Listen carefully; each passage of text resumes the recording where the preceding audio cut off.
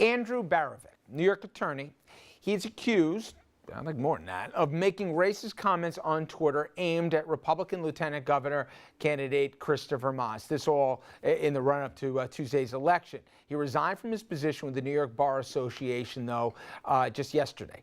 Now, Barovic's tweets, they caused this firestorm on Twitter, and you're looking at a picture of Mr. Barovic right there. He tweeted, in light of Moss's election loss, that, quote, he should become a spokesmodel for cream of wheat or Uncle Ben's rice. Now, none other than our own Bill O'Reilly called him out on it immediately and even offered to give him a pass here, saying, I'll give you till noon to retract this racist tweet. After that, I'll assume, Mr. Barovic, you really meant it. To which Barovic replied, let me save you the trouble of waiting, O'Reilly. I meant it. Oh, and sorry about your campaign's loss. Now, Barovic did apologize, but only after this stuff came to light. Eventually, he said, what I tweeted earlier about Sheriff Moss was dumb and insensitive, and I apologize for it, end quote. Okay. Listen, to me, we had this debate. I had 4 attorneys with me last night, all members of the state bar, and they said, you know, it's a free country. You should be able to say what you want here, but there are certain positions where there's a different standard attached or a different expectation attached. Now, he stepped down and he resigned. Who knows if he would have been forced or not, but the Bar Association didn't pull the plug on him immediately on this one.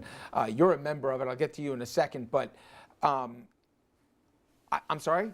I'm shocked. A white guy basically calling a black guy an Uncle Tom, which was the not-so-veiled references there.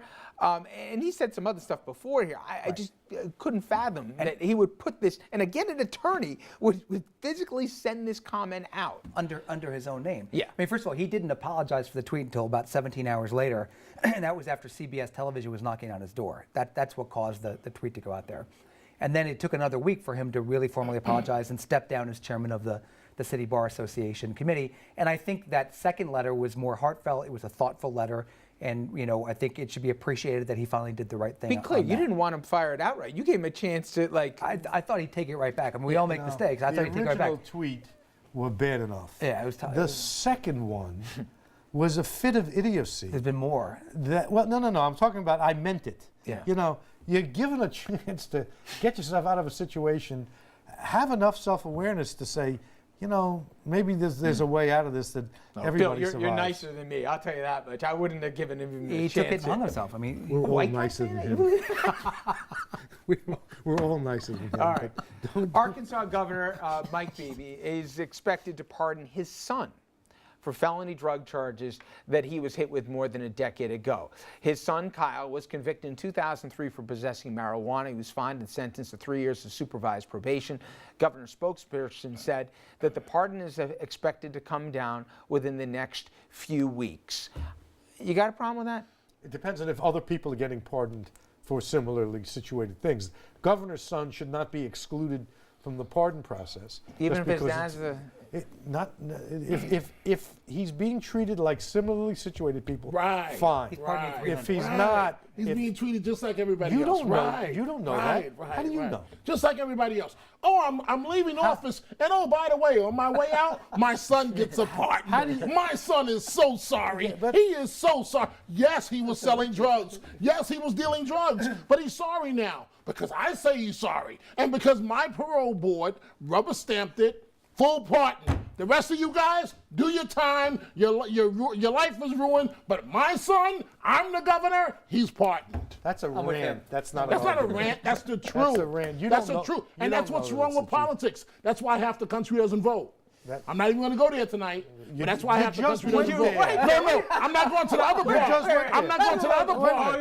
I'm not going about politicians. People you disagree. Well, they're all anti-cop too, aren't they? Oh God! Oh God! Here we go. No, both of you. I thought I got out of that one. And I went to Jersey. We're going back to that. I was good tonight. I left the race comment alone about the stupid lawyer, the idiot lawyer, the one that shouldn't be practicing law. Wait a minute. I left that alone. You left it alone? I tried my best not to comment.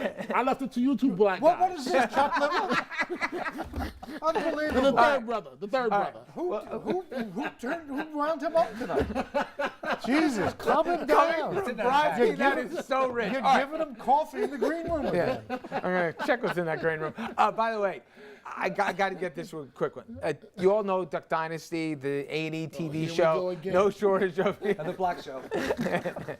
Well, huge hit. Okay, whatever we think of it, viewers across the country. Now, very few things surprise me anymore, but it's actually going to be coming to Broadway.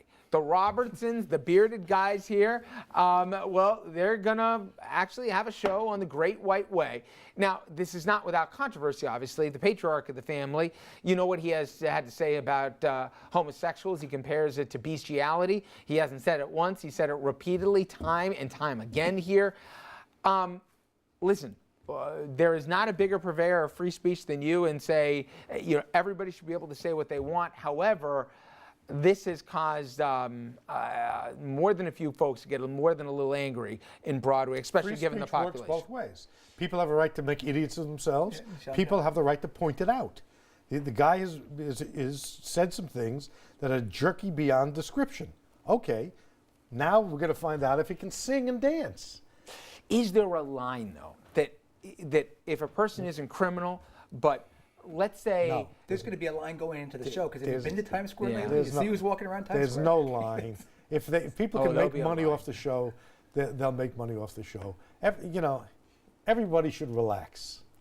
The real question. Dominic, I made it good be about the you. Lion I was King. like, It's like- how long? 45 minutes on the dot. He hit it. Everyone's got to relax. All right. Gentlemen, thank you. And again, I use that term loosely. Coming up next, not for you, Bill, we're hearing from former gubernatorial candidate Zephyr Teachout. She's speaking with RFL about, among other things, her new book, which is outselling Governor Cuomo's, by the way, and it focuses on corruption. We'll be right back.